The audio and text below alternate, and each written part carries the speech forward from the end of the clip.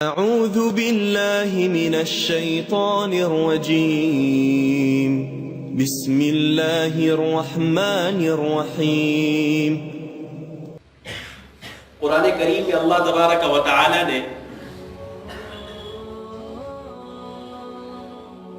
بہت سی جگہوں پر میرے اور آپ کے آقا محمد عربی صلی اللہ علیہ وسلم کو یا ان کی کچھ جو صفات بیان کی گئی اس موقع پر اللہ تبارک و تعالی نے لفظ عبد کا استعمال کیا ہے، جیسا کہ قرآن کریم میں واقعہ معراج کو بیان کرتے ہوئے اللہ تبارک و تعالی نے فرمایا سبحان الذی اسری بعبدہ لیلا من المسجد الحرام الى المسجد الاقصى۔ تو واقعہ معراج کو بیان کرتے ہوئے اللہ تبارک و تعالی نے فرمایا کہ بڑی بابرکت ہے وہ ذات کہ جو لے گئی اپنے بندے کو، لفظ عبد کا استعمال ہوا۔ ایک دوسرے موقع پر قرآن کریم میں اللہ نے فرمایا تبارک الذی نزل الفرقان علی عبدہ، بڑی بابرکت ہے وہ ذات کہ جس نے فرقان یعنی قرآن کو نازل کیا اپنے بندے پر۔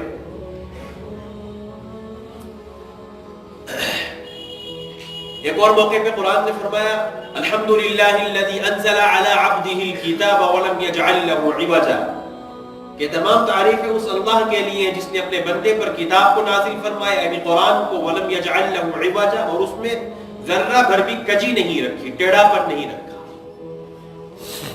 اس کے علاوہ بھی بہت سی جگہوں پر قرآن نے نبی علیہ السلام کے لیے عبد کے لفظ کو استعمال کیا۔ میرا جو موضوع ہے جس کے تعلق سے کچھ گفتگو آج آپ سے کرنی ہے، اس بات کو سمجھانے کے لیے بطور تمہید کے بات آپ سے کہہ رہا ہوں۔ یہ لفظ عبد کیا، عبد کسے کہتے ہیں، عبدیت کسے کہتے ہیں؟ عبدیت ترجمے کے حساب سے تو ہم یوں کہہ دیتے ہیں وہ بندہ، ہم سب اللہ کے بندے ہیں۔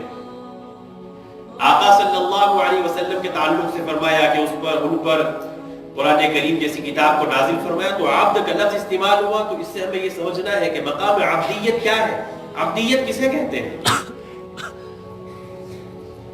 تو اس کی ایک سادہ سی تشریح یوں کی جا سکتی ہے کہ انتہائی عاجزی کے ساتھ، انتہائی تذلل اور تضرع کے ساتھ، انتہائی خوشامدی لہجے میں اللہ کی در پہ اس نیت سے پڑ جانا، یہ یقین رکھتے ہوئے کہ میرے لیے ہر خیر کا فیصلہ یہاں سے ہونا ہے، میرے لیے ہر خیر و بھلائی کے فیصلے یہاں سے ہونے ہیں، انتہائی عاجزی کے ساتھ، تضرع کے ساتھ، تذلل کے ساتھ اپنے ذات کو بالکل مٹا کر کے اپنے آپ کو در بارگاہ میں پیش کرنا، در رب العالمین کے سامنے پیش کرنا، یہ مقام عبدیت کہلاتا ہے۔ یہ عبدیت ہے، انسان اپنے آپ کو بالکل فنا کر کے اللہ کے سامنے پیش کر دے، اس کو در عبدیت کہتے ہیں۔ عبدیت کا مقام یہ ہے، اور نبی علیہ السلام اس مقام کے سب سے اونچے درجے پر تھے۔ تو جب مقام عبدیت یہ ہے تو مقام عبدیت حاصل کیسے ہوتا ہے، کیسے اس مقام کو ہم حاصل کریں؟ میرا اور اللہ کا ایک رشتہ ہے کہ اللہ میرے خالق ہے، میں اس کی مخلوق ہوں، اللہ میرا رب ہے، میں اس کا ایک بندہ ہوں، وہ سارے عالم کو رزق دیتا ہے، رزاق ہے، ہم سب اس کے محتاج ہیں، ساری کائنات اسی کے در کی محتاج ہے، اس کے علاوہ کسی کے در کا کوئی محتاج نہیں۔ اور اگر کوئی سمجھتا ہے کسی کو اپنے در کا محتاج، یا وہ خود سمجھتا ہے کہ میں فلاں کے در کا محتاج ہوں، تو اس کو اپنے دماغ کا علاج کروانا چاہیے۔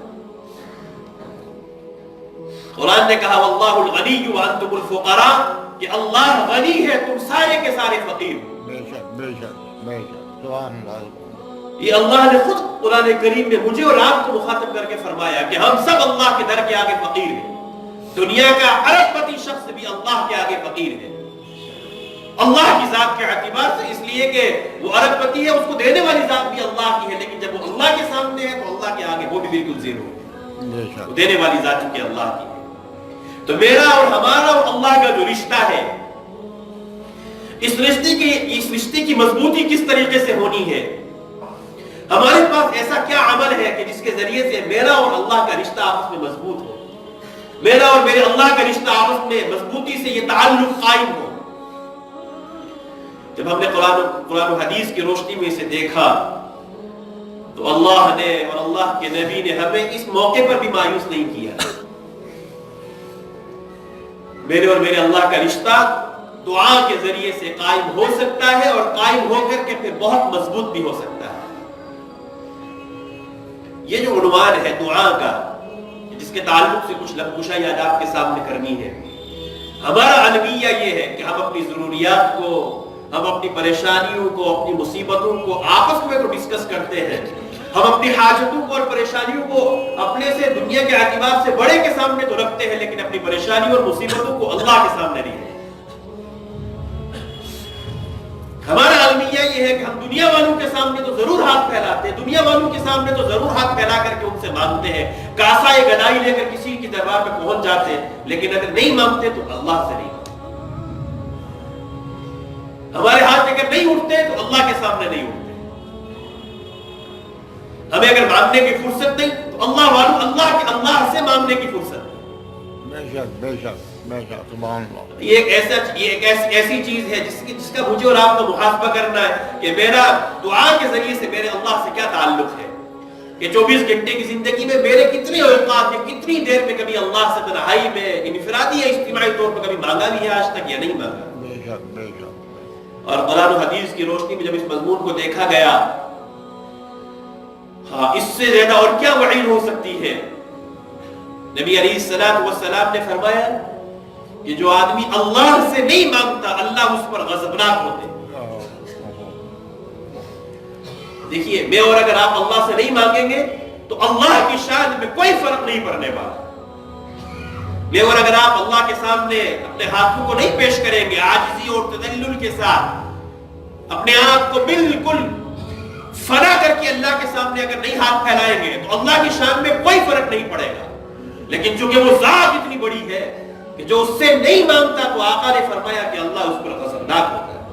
سبحان اللہ. بے شک. جب ہم نے اس موقع کو اس عنوان کو قرآن میں دیکھا تو قرآن کریم میں اللہ تبارک و تعالی نے فرمایا ان الذین یستکبرون عن عبادتی، اس سے پہلے فرمایا وقال ربکم، تو رب نے فرمایا ادعونی، تم مجھ سے مانگو استجب لکم، میں تمہاری دعا کو قبول کروں گا، سنوں گا اور اسے قبول کروں گا. اور پھر آگے فرمایا ان الذین یستکبرون عن عبادتی، عبادت سے مراد یہاں دعا ہے، کیونکہ ایک موقع میں نبی علیہ السلام نے خود فرمایا الدعاء هو العبادہ، کہ دعا ایک خود بذات خود عبادت کا نام ہے، دعا مانگنا بھی عبادت ہے.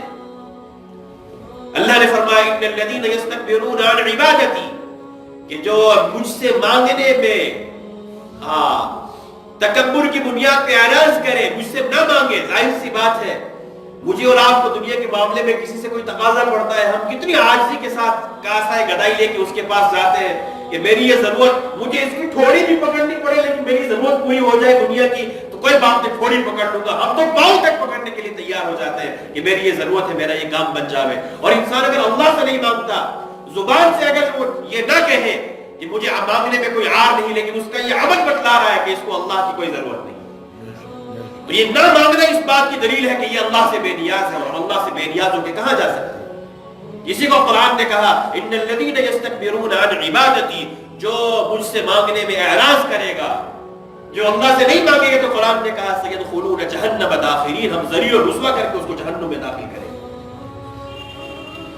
اور دوسرے موقع میں فرمایا وَإِذَا سَأَلَكَ عِبَادِي عَنِّي فَإِنِّي قَرِيبٌ أُجِيبُ دَعْوَةَ الدَّاعِ إِذَا دَعَانِ، کہ اللہ فرماتے ہیں کہ جب کوئی بندہ مجھے پکارتا ہے تو میں اس کی پکار کو سنتا ہوں. ہم جو کچھ اللہ سے مانگیں گے ہم مانگیں گے اپنے حساب سے، لیکن اللہ اپنی شان کے مطابق ہمیں دے گا، لیکن ہمیں مانگنا تو آنا چاہیے. ہم اللہ کے سامنے کبھی ہاتھ پھیلا کر کے تو دیکھیں. پہلی بات تو یہ کہ ہم مانگتے ہی نہیں، ہر ایک محاسبہ تو کرے اس کا، یہ میرا اور اللہ کا دعا کے ساتھ کیا تعلق ہے، دعا کا کیا تعلق ہے میرے اور میرے اللہ کا. ہم تنہائی میں، کیونکہ دعا پتہ ہے کون سی دعا ہوتی ہے؟ ایک ہوتا ہے دعا جس کا حکم دیا گیا کہ دعا مانگنی بھی کیسے چاہیے، اس کا بھی ایک طریقہ ہے. ایک ہوتا ہے حکم کر دینا اور ایک ہوتا ہے دعا مانگنا. دونوں میں دونوں الگ چیز ہے، دونوں میں فرق ہے. ہم اللہ سے یوں نہیں کہہ سکتے ہاتھ اٹھائے اور ہمارا دل غفلت میں ہے. اور یہ حدیث میں ثابت ہے یہ بات کہ جو آدمی جتنا مرضی جو ہے رو رو کر کے دعا کرے لیکن اگر اس کا دل غفلت میں ہے تو اللہ اس دعا کو کبھی قبول نہیں کرے گا۔ اگر ہمارے دلوں میں غفلت ہے اور ہم ہاتھ اٹھا کر کے دعا مانگ رہے جیسا کہ آج کل کی ہماری دعائیں ہیں، کچھ اگر الفاظ رٹے ہوئے ہوتے ہیں، دل غفلت میں ہوتا ہے، زبان چل رہی ہوتی ہے، تو ایسی دعائیں قبول نہیں ہوتی۔ دعائیں وہ قبول ہوتی ہیں کہ جس میں انسان کے جسم کا بال بال رواں رواں اللہ کی محبت میں اور اللہ کے ڈر میں بالکل جو ہے تر و تازہ ہو، تو پھر یہ دعا اللہ کے ہاں قبول ہوتی ہے کہ میرا بندہ سر سے لے کر کے پاؤں تک جسم کے ہر عضو سے میرے سامنے مجھ سے مانگ رہا ہے۔ اس بات کو سمجھنے کے لیے مولانا روم رحمۃ اللہ علیہ نے ایک بات لکھی کہ حضرت موسیٰ علیہ السلام کو جب اللہ نے قرب اپنا عطا کیا، جس کو قرآن نے کہا وَقَرَّبَنِي نَجِيًّا، کہ جب اللہ تبارک و تعالی نے حضرت موسیٰ علیہ السلام کو اپنا قرب عطا کیا تو قرب عطا کرنے کے بعد موسیٰ علیہ السلام نے اللہ سے پوچھا، اے اللہ تبارک و تعالی، اے باری تعالی، جب آپ کسی اپنے بندے کو جو قرب عطا کرتے ہیں ان میں سے اس قرب کے عطا کرنے کی بنیادی وجہ کیا ہوتی ہے؟ بہت بڑا سوال کیا، یعنی بہت عظمت والا سوال کیا حضرت موسیٰ علیہ السلام نے اللہ تبارک و تعالی سے کہ جب آپ اپنے کسی بندے کو اپنا قرب دینا چاہتے ہیں تو اس قرب کی بنیادی وجہ کیا ہوتی ہے کہ آپ اس بندے کو اپنا قرب دیتے ہیں؟ حضرت موسیٰ علیہ السلام کے جواب میں اللہ تبارک و تعالی نے فرمایا کہ موسیٰ، مجھے اپنے بندے کی یہ ادا بہت پسند ہے کہ جیسا کوئی چھوٹا بچہ جب وہ اپنی ماں سے، جبکہ وہ ماں اس سے خفا ہو، جیسا کبھی کوئی بچہ اپنی ماں کو تنگ کرتا ہے، آخر وہ بھی تو آخر انسان ہی ہے، شفقت جتنی مرضی ہو کبھی نہ کبھی ماں کو بھی تو غصہ آتا ہے، تو چڑچڑاپن مزاج میں ہو، ماں اس کو دھتکارے، تو وہ بچہ کبھی بھی ماں کو چھوڑ کے کسی اور کے پاس نہیں جاتا۔ اپنے بچے کو ماں جتنا مرضی دھتکارے گی، اپنے سے دور کرے گی، لیکن اس کو پتا ہے کہ میرا اس کے سوا کون ہے، میں کس کے پاس جاؤں گا، یہ درد اور یہ ممتا مجھے اور کہیں نہیں مل سکتی۔ تو واپس وہ دھکے کھانے کے بعد پھر بھی وہ بچہ واپس اپنے ماں کے پاس لوٹتا ہے۔ تو فرمایا کہ موسیٰ، مجھے اپنے بندے کی یہ ادا بہت پسند ہے کہ وہ مڑ مڑ کے میرے دربار میں آئے، مڑ مڑ کے میرے سامنے ہاتھ پھیلائے، مڑ مڑ کے مجھ سے مانگے۔ تو بنیادی طور پر جو سب سے زیادہ اللہ کا قرب حاصل ہوتا ہے وہ اس عمل کے ذریعے سے۔ سبحان اللہ، بے شک بے شک بے شک۔ یہ تو اس کی انتہا ہے، ہمیں تو ابھی اس کی ابتدا کا پتہ نہیں ہے، ہمیں تو اس کی ابھی ابتدا کا پتہ نہیں ہے، یہ تو انتہا ہے کہ بار بار اللہ کے دربار میں جانا، بار بار اللہ کے سامنے ہاتھ پھیلانا اور اپنی ضروریات کو اللہ سے مانگنا۔ اور ہماری پریشانی اور ہماری ضرورتیں جو آج دن بدن بڑھتی جا رہی ہے نا، اس کی ایک مین وجہ یہی ہے کہ ہمارا اور اللہ کا تعلق دعا کے ذریعے سے بالکل ختم ہے۔ ہم اپنے آپ کو اتنا بے نیاز سمجھتے ہیں کہ دنیا والوں سے تو مانگتے ہیں لیکن اللہ سے نہیں مانگتے۔ بے شک بے شک۔ حضرت عمر رضی اللہ تعالیٰ عنہ کے دور خلافت میں سن 18 ہجری میں جزیرۃ العرب میں ایسا قحط پیش آیا، اللہ اکبر، ایسا قحط پیش آیا، روایات میں آتا ہے کہ انسان تو انسان، جانوروں تک کا خون خشک ہونے لگا، اتنا بڑا قحط آیا۔ حضرت عمر رضی اللہ عنہ کے دور خلافت میں سن 18 ہجری میں، ذرا سنیے گا اس واقعے کو، اللہ اکبر، کہ اس امت کو اللہ کے نبی نے اور خود اللہ نے کیا کیا حکم دیا، قرآن نے ہماری کیسی کیسی رہبری کی، اور ہمارا دماغ نہ کبھی ان باتوں کو سوچتا ہے نہ کبھی ان باتوں کی طرف چلتا ہے ہمارا دماغ، کہ ہم بھی سوچیں کہ ہم کس ڈگر پہ چلے جائیں۔ تو ایسا بڑا قحط پڑا کہ انسانوں پر فقر و فاقہ اور اس کے بعد جانوروں تک کا خون سوکھنے لگا۔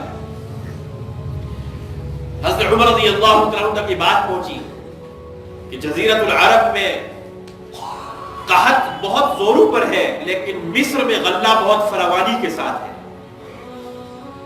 تو چونکہ اس وقت حضرت عمر رضی اللہ تعالیٰ عنہ کی جو دور خلافت میں جو حکومت تھی وہاں تک پہنچ چکی تھی، اس وقت مصر میں حضرت عمرو بن العاص رضی اللہ تعالیٰ عنہ، یہ حضرت عمر رضی اللہ تعالیٰ عنہ کی طرف سے عامل مقرر تھے، وہاں کے حاکم تھے۔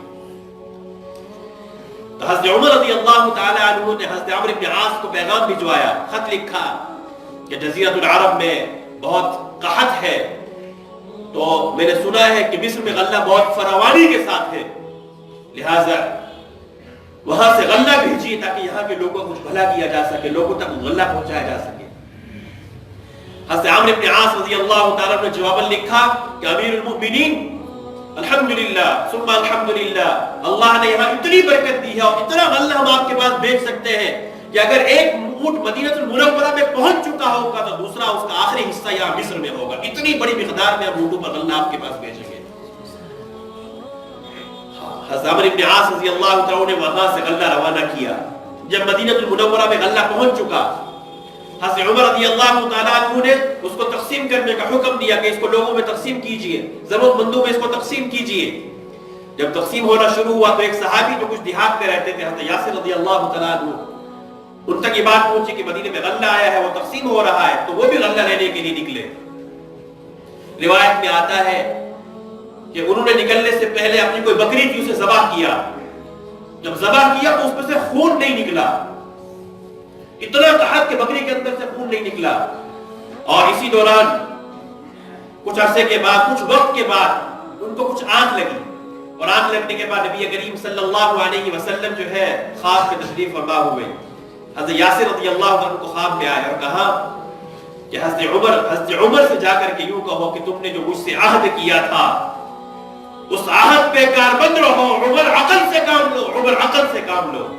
تو یہ پیغام جب حضرت عمر کے پاس پہنچا، اللہ کے نبی علیہ الصلوۃ والسلام کو صحابی نے آ کر کے بتایا کہ مجھے اللہ کے نبی خواب میں آئے اور یوں فرما رہے ہیں، مجھے اس کی تعبیر پتہ نہیں۔ تو حضرت عمر نے رضی اللہ عنہ نے صحابہ کو جمع کیا اور یوں کہا کہ ایک ساتھی نے یہ خواب دیکھا ہے، کیا تم مجھ میں کوئی کمی کوتاہی پاتے ہو کہ کس بنیاد پہ اللہ کے نبی نے یوں فرمایا کہ عمر عقل سے کام لو، عمر عقل سے کام لو؟ آخر کیا وجہ ہو سکتی ہے؟ ذرا مجھے سب اپنی رائے پیش کرو، ایسا کیا عمل مجھ سے سرزد ہو گیا کہ جس کی بنیاد پہ اگر اللہ کے نبی مجھے یوں فرما رہے ہیں کہ جو عہد تم نے مجھ سے کیا تھا تم اس پہ ثابت قدم نہیں ہو، عقل سے کام لو۔ تو کچھ صحابہ نے کہا ہمارے دل میں یہ بات آتی ہے کہ آپ نے مصر میں حضرت عمرو بن العاص کو جو یہ خط لکھا کہ غلہ یہاں بھیجیے، اللہ کے نبی اس کی طرف اشارہ کر رہے ہیں کہ تم نے براہ راست اللہ سے کیوں نہیں مانگا، حضرت عمرو بن العاص کے کیوں لکھا؟ تم نے یہ پیغام وہاں کیوں بھجوایا، اللہ سے کیوں نہیں کہا؟ اللہ سے جو طریقہ بتلایا گیا تھا، سنت طریقہ کہ جب قحط پڑ جائے تو صلاۃ الاستسقاء پڑھی جائے، جب بارشیں بند ہو جائے تو نماز پڑھ کے اللہ سے مانگا جائے، تم نے یہ طریقے کے شاید خلاف کیا۔ یہ پیغام اللہ کے نبی کی طرف سے ہے کہ تمہیں ایسا نہیں کرنا چاہیے تھا، عقل سے کام لیجیے۔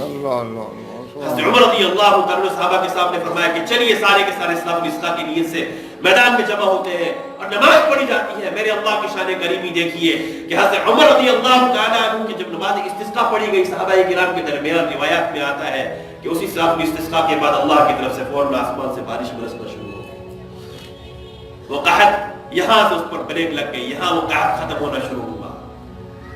اتنی سی بات پہ ایک صحابی رسول کی اتنی سی بات پہ کہ وہاں خط کیوں لکھا، اللہ سے کیوں نہیں مانگا؟ اللہ کے نبی خواب میں آ کر کے یوں کہہ رہے ہیں کہ عقل سے کام لیجیے۔ ہمارا کیا حال ہے؟ دعا کے تعلق سے پھر مجبوراً کہنا پڑتا ہے، میں بھی یہ مضمون اس لیے میں نے انتخاب کیا میں نے اپنے آپ سے کہ ہمارا تعلق ہم دعا کے ذریعے سے اللہ سے بہت کٹے ہوئے، بہت دور ہے دعا کے ذریعے سے۔ حالانکہ دعا جس کو آقا صلی اللہ علیہ وسلم نے فرمایا الدعاء سلاح المؤمن، دعا جو ہے نا یہ مومن کا ہتھیار ہے، دعا مومن کا ہتھیار ہے۔ اور نبی علیہ الصلوۃ والسلام نے فرمایا کہ دعا کے ذریعے سے ان مصیبتوں سے بھی بچا جا سکتا ہے جو چلی گئی، اور جو آنے والی ان مصیبتوں سے بھی تم بچ سکتے ہو دعا کے ذریعے سے۔ بے شک سبحان اللہ، آقا کا فرمان ہے صلی اللہ علیہ وسلم۔ اور ایک موقع پہ آقا نے فرمایا کہ دعا سے زیادہ بڑھ کر کے اللہ کے نزدیک کوئی بھی چیز مقرر نہیں ہے۔ سبحان اللہ، بے شک بے شک۔ بندے کو سب سے زیادہ جو قریب کرنے والی چیز ہے اللہ سے وہ دعا ہے۔ اب دعا، جب دعا کی اتنی ساری فضیلتیں ہیں تو دعا مانگنی چاہیے تو کیسے مانگنی چاہیے، اور دعا مانگ کر کیا کرنا چاہیے، اس پر بھی ہمیں ذرا سوچنا چاہیے۔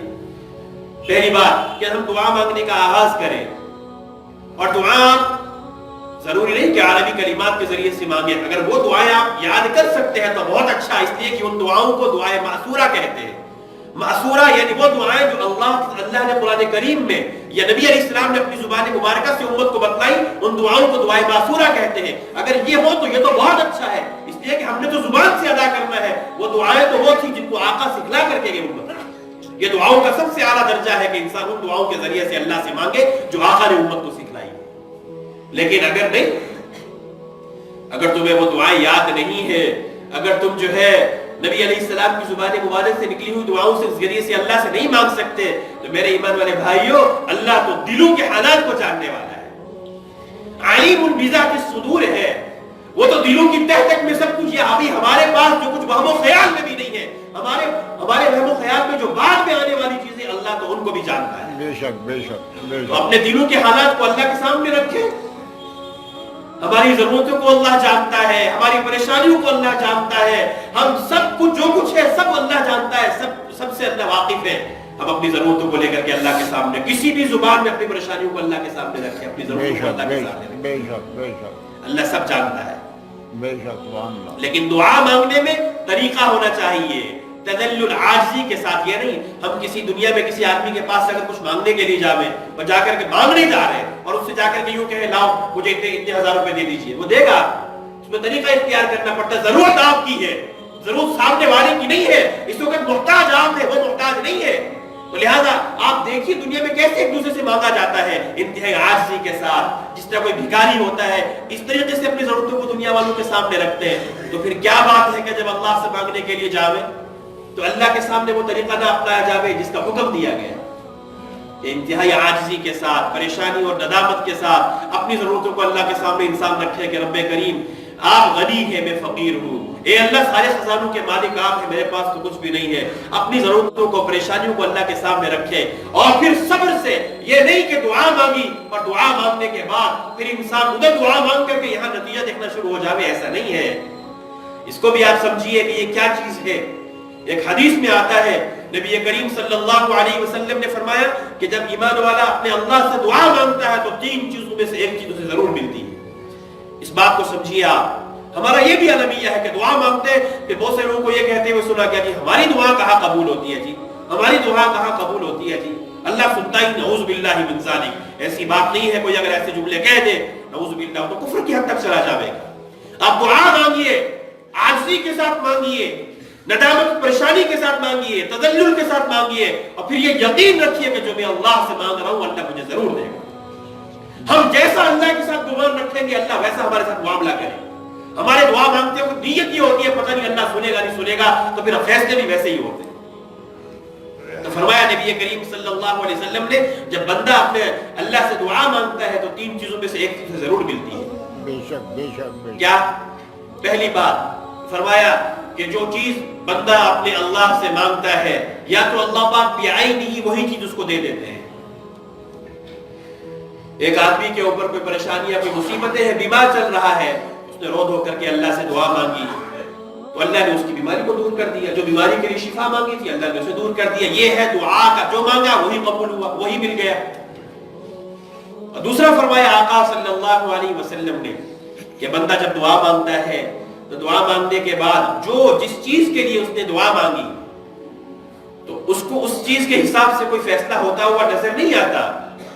मैंने तो ये बीमारी की जाने की दुआ मांगी थी, मेरे कारोबार में खैर बरकत की दुआ मांगी थी, मेरे कारोबार के चलने की दुआ मांगी थी, मेरा कोई और मसला था उसके लिए दुआ मांगी थी, वो उसको हल होता हुआ नजर नहीं आता। लेकिन फरमाया नबी करीम सल्लल्लाहु अलैहि वसल्लम ने इस दुआ की बरकत से, जो उसने दुआ मांगी अल्लाह से, इस दुआ की बरकत से उस पर कोई मुसीबत और कोई परेशानी आने वाली थी, इस दुआ की बरकत से अल्लाह उस परेशानी को दूर कर दे।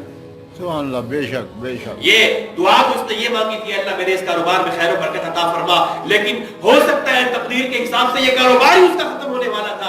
अल्लाह ने उस दुआ की बरकत से, बरकत तो ना हुई लेकिन जो खत्म होने वाला था अल्लाह ने उसको बचा दिया। ये दुआ की बरकत। और तीसरी चीज जो इन दोनों से बढ़ करके है, फरमाया आका सल्लल्लाहु अलैहि वसल्लम ने कल क़यामत में अल्लाह तबारक व तआला बंदे को अपने सामने खड़ा करेंगे, यूं कहेंगे मेरे बंदे तूने दुनिया में फुला वक्त मुझसे ये दुआ मांगी थी तो मैंने उसका ही तुझे दिया, बदला मरहमत फरमाया। ये दुआ मांगी थी उसका दुनिया में तुझे कोई असर नजर नहीं आया, ये दुआ मांगी थी दुनिया में कोई असर नजर नहीं आया। फिर आखिर में अल्लाह यूं फरमाएंगे कि मेरे बंदे तू मुझसे बराबर मांगता रहा, तूने मुझसे मांगने में आर महसूस नहीं की, हमेशा मेरे सामने आकर के हाथ फैला करके मुझसे मांगता रहा। उस दुआ के बदले में आज जन्नत में तेरे इतने दर्जात बढ़ाता चला जाऊंगा। और इंसान यूं कहेगा काश के दुनिया में मेरी एक भी दुआ कबूल न हुई हो। सुभान अल्लाह। बेशक। आखिरत में उसके दर्जात बुलंद किए जाएंगे इस दुआ की बरकत से। वो तमन्ना करेगा दुनिया में मेरी एक भी दुआ कबूल न हुई होती। अब जरा सोचिए, किसी भी हाल में दुआ मांगना नफे से खाली नहीं। तो फिर क्यों ना हम अपने अल्लाह से मांगे। और दुआ, चूंकि मैंने कहा ना दुआ वो है जो दिल से मांगी जाती, इसलिए सबसे बेहतर तरीका जो उलमा ने लिखा है दुआ मांगने का वो ये है कि इंसान तन्हाई को इख्तियार करे।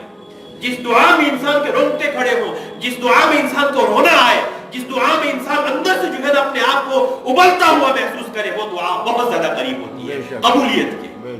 یہ نہیں ہے کہ ہاتھ کھڑے ہیں اور دل غفلت میں ہے اور زبان سے الفاظ چلے جا رہے ہیں، کچھ پتہ نہیں کہ میں کیا بولے جا رہا ہوں، ایسا نہیں۔ سوچ سوچ کے اپنی ضروریات کو یاد کر کر کے اللہ سے مانگے اور رو رو کر کے مانگے، وہ اللہ ضرور اس دعا کو قبول کرے گا۔ اور قبولیت کی اور وہ دعا اس حدیث پاک میں یہ بھی ثابت ہے کہ وہ بندہ اس دعا کو اللہ پاک بہت جلدی قبول کرتے ہیں جس میں انسان اپنے ساتھ ساتھ دوسرے کے لیے بھی دعا ہو۔ اللہ چونکہ بڑے کریم ہے، اس لیے جب بھی دعا مانگے اپنے لیے جہاں مانگے، اپنے غیر بھائیوں کے لیے بھی مانگے، یعنی جو یہاں موجود نہ ہو ان کے لیے بھی، اپنے رشتہ داروں کے لیے، اپنے بھائیوں کے لیے، سب کے لیے دعا مانگے تو اللہ اس دعا کو جلدی قبول کرے۔ تو اس لیے میرا اور ہمارا اور ہمارے اللہ کا جو تعلق ہے اس کو جو ہم مضبوط کرنا چاہتے ہیں، اس کا ایک بہترین طریقہ وہ دعا ہے۔ اور دعاؤں میں سب سے زیادہ وہ دعائیں زیادہ قبولیت والی ہے جو خود اللہ نے قرآن کریم میں جن کا ذکر فرمایا یا پھر نبی علیہ السلام نے امت کو سکھلائی ہے، ان دعاؤں کے ذریعے سے ہم اللہ سے بہت قریب ہو سکتے ہیں اور ہمیشہ اللہ سے عافیت کو مانگتے رہے۔ اس لیے کہ یہ بھی ثابت ہے نبی کریم صلی اللہ علیہ وسلم سے کہ نبی علیہ السلام نے صحابہ سے فرمایا کہ میرے صحابہ فرض نماز کے بعد دعا قبول ہوتی ہے، تو صحابہ نے پوچھا اے اللہ کے نبی ہم اللہ سے کیا مانگیں؟ جب دعائیں قبول ہوتی ہیں تو اللہ سے کیا مانگیں؟ تو اللہ تبارک و تعالی سے دعا مانگنے کے بعد، قبولیت کے بعد نبی علیہ السلام نے فرمایا کہ جب بھی تم اللہ سے مانگو سل اللہ العافیہ، اللہ سے عافیت کو مانگو۔ عافیت کہ اللہ، جس کو نبی علیہ السلام نے امت کو سکھلایا، اللہم انی اسألک العفو والعافیہ فی الدین والدنیا والآخرہ۔ عافیت کہتے ہیں تندرستی کو، چین کو، سکون کو، اطمینان کو، کہ اگر آپ کے دولت بہت زیادہ ہے لیکن عافیت نہیں ہے، اگر آپ کے پاس کاروبار ہے لیکن عافیت نہیں ہے، صحت نہیں ہے، تندرستی نہیں ہے، تو کیا کرے گی آپ کی دولتیں؟ اس لیے ہمیشہ اللہ سے سب سے پہلے کس کو مانگنا چاہیے؟ عافیت کو۔ اے اللہ مجھے عافیت عطا فرما، اس کے بعد پھر یہ ساری نعمتیں جب مقدر میں ہوگی تو اللہ پاک اس کے ذریعے سے پھر ہمیں زندگی میں فائدہ اٹھانے کی توفیق دیں گے۔ تو کوشش کریں کہ ہم اللہ سے جتنا زیادہ ہو سکے دعا کے ذریعے سے اپنے تعلق کو مضبوط کریں۔ جو کچھ کہا گیا سنا۔ اللہ لا الہ الا هو الحی القیوم لا تأخذه سنة ولا نوم